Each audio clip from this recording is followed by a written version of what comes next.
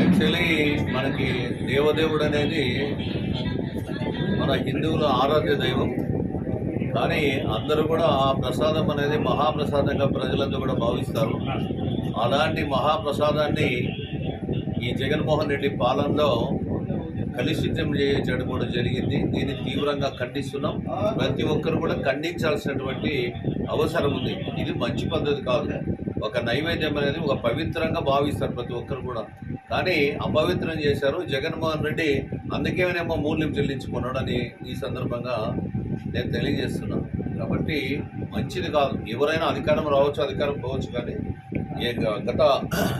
గతంలో ఈ విధంగా ఆనవాయితీ అనేది ఉంటుందో ఆ ఆనవాయితీని కొనసాగించాల్సినటువంటి అవసరం ఉంది.